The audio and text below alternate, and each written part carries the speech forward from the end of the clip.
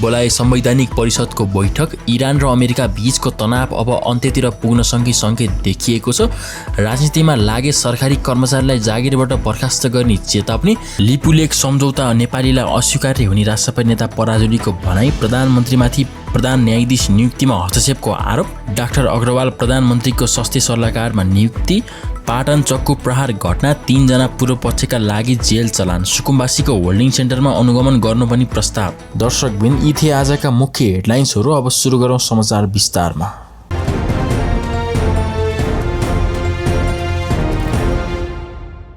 प्रधानमन्त्री बालेन शाहले संवैधानिक परिषदको बैठक बोलाएका छन्। यो बैठक बिहिबार साँझ 5 बजे बस्ने भएको छ।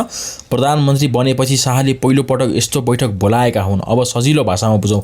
सरकारले हालै एउटा नयाँ नियम अध्यादेश ल्याएको छ। यसअनुसार परिषदको बैठकमा कम्तीमा केही सदस्य उपस्थित भए पुग्छ र उनीहरूको बहुमतबाट निर्णय गर्न सकिन्छ।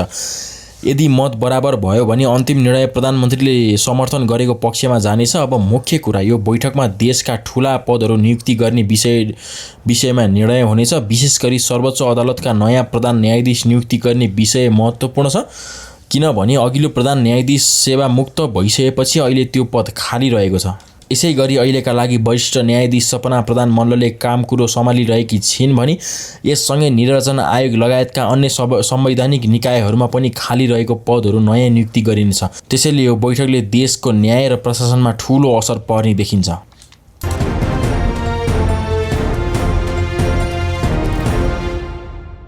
इरान र अमेरिका बीचको तनाव अब अन्त्यतिर पुग्न सक्ने सङ्केत देखिएको छ। अमेरिकी सञ्चार माध्यम एक्सियोसका अनुसार दुवै देश युद्ध अन्त्यका लागि एक पृष्ठ लामो सम्झौतामा हस्ताक्षर गर्ने तयारीमा छन्। सजिलो भाषामा बुझौँ। यो सम्भावित सम्झौता अनुसार इरानले आफ्नो आणविक कार्यक्रम केही समयका लागि रोक्नेछ। त्यसको बदलामा अमेरिकाले इरानमाथि लगाएको प्रतिबन्ध खुकुलो बनाउनेछ। यससँगै विदेशी बैंकहरूमा रोक्का रहेका इरानको ठूलो रकम पनि खुला गरिने कुरा रहेको बताइएको छ। अर्को महत्त्वपूर्ण कुरा, दुवै देश हर्मुज जलमार्गमा भएको अवरोध हटाउन पनि तयार भएका छन्। यो जलमार्ग विश्व व्यापारका लागि निकै महत्त्वपूर्ण मानिन्छ। रिपोर्टका अनुसार अमेरिकाले अबको 48 घण्टाभित्र इरानबाट आधिकारिक प्रतिक्रिया आउने अपेक्षा गरेको छ, तर अहिलेसम्म दुवै देशले यस विषयमा औपचारिक रूपमा केही बताएका छैनन्। यसैले यो समाचारले विश्व राजनीतिमा ठूलो परिवर्तन ल्याउन सक्ने अनुमान गरिएको छ। राजनीतिमा लागे सरकारी कर्मचारीलाई जागिरबाट बर्खास्त गर्ने चेतावनी। सरकारले सरकारी कर्मचारीहरूको राजनीतिक संलग्नतामाथि कडा कदम चाल्ने सङ्केत दिएको छ। सामाजिक सञ्जाल मार्फत राजनीतिक टिप्पणी गर्ने वा प्रत्यक्ष राजनीतिमा लाग्ने कर्मचारीलाई सिधै जागिरबाट बर्खास्त गर्ने चेतावनी दिएको छ। लिपुलेख सम्झौता नेपालीलाई अस्वीकार्य, राष्ट्रपति नेता पराजुली। राष्ट्रिय स्वतन्त्र पार्टीका संसदीय दलका उपनेता गणेश पराजुलीले लिपुलेख क्षेत्रसँग सम्बन्धित दुई छिमेकी मुलुकबीच भएको व्यापारिक सम्झौता नेपालका लागि स्वीकार्य नहुने स्पष्ट पारेका छन्। उनले सीमा विवाद जस्तो संवेदनशील विषयमा नेपाल सरकार गम्भीर रहेको बताउँदै आवश्यक कूटनीतिक पहल अघि बढाएको जानकारी दिएका छन्। नेपालले आफ्नो असहमति औपचारिक रूपमा व्यक्त गर्दै सम्बन्धित मुलुकहरूलाई कूटनीतिक नोट पठाएको उनले बताएका छन्। नेपालको भूभाग र सार्वभौमिक विषयमा कुनै पनि सम्झौता स्वीकार्य नहुने उल्लेख गर्दै उनले राष्ट्रको हितमा रक्षा गर्न सबै राजनीतिक शक्ति एकजुट हुनुपर्ने बताएका छन्। प्रधानमन्त्रीमाथि प्रधान न्यायाधीश नियुक्तिको हस्तक्षेपको आरोप। नेपाली काङ्ग्रेसका सभापति गगन कुमार थापाले प्रधानमन्त्री बालेन शाहमाथि आफ्नो निकट व्यक्तिलाई प्रधान न्यायाधीश बनाउन प्रयास गरेको आरोप लगाएका छन्। पार्टी संसदीय दलको बैठकपछि सञ्चारकर्मीसँग कुरा गर्दै उनले प्रधानमन्त्रीले सोही उद्देश्य पूरा गर्न संवैधानिक परिषद सम्बन्धी अध्यादेश ल्याएको जिकिर गरेका छन्। थापाले यस घटनाले न्यायालयको स्वतन्त्रतामाथि प्रश्न उठाएको बताएका छन्। साथै यस कदमले लोकतान्त्रिकको मूल्य र विधिको शासन कमजोर पार्न सक्ने भन्दै उनले सरकारलाई पारदर्शी र संविधान अनुसार अघि बढ्न आग्रह पनि गरेका छन्। डाक्टर अग्रवाल प्रधानमन्त्रीको स्वास्थ्य सल्लाहकारमा नियुक्ति हुनुभएको छ।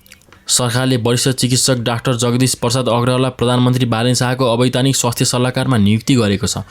मन्त्री परिषदको निर्णयअनुसार नियुक्ति भएका अग्रवाल स्वास्थ्य नीति, जनस्वास्थ्य तथा चिकित्सक स्वास्थ्य सम्बन्धी विषयमा प्रधानमन्त्रीलाई परामर्श दिनेछन्। स्वास्थ्य क्षेत्र सुधार र प्रभावकारी नीति निर्माणका लागि उनको अनुभव उपयोग हुने विश्वास गरिएको छ। सरकारले स्वास्थ्य क्षेत्रलाई प्राथमिकतामा राख्दै आएको सन्दर्भमा यो नियुक्तिलाई सकारात्मक रूपमा हेरिएको छ। पाटन चक्कु प्रहार घटनामा 3 जना पूर्व पक्षका लागि जेल चलान भएका छन्। पाटनमा 2 दाजुभाइमाथि भएको चक्कु प्रहार घटनामा संलग्न सञ्जीव नेपाली सहित 3 जनालाई पूर्व पक्षका लागि जेल चलान गरिएको छ। ललितपुर जिल्ला अदालतले सञ्जीव नेपाली, गगन सुनार र विकास लिम्बुलाई थुनामा पठाउने आदेश दिएको हो। चैत 25 गते भएको उक्त घटनामा झापाको सिर्जन नेमाङ र सुमित नेमाङ गम्भीर घाइते भएका थिए। उनीहरूको उपचारको क्रममा मृत्यु भएपछि घटनाले देशभरको ध्यान खिचेको थियो। प्रहरीले अभियुक्त विरुद्ध जन्मकैदको माग गर्दै मुद्दा दायर गरेको छ।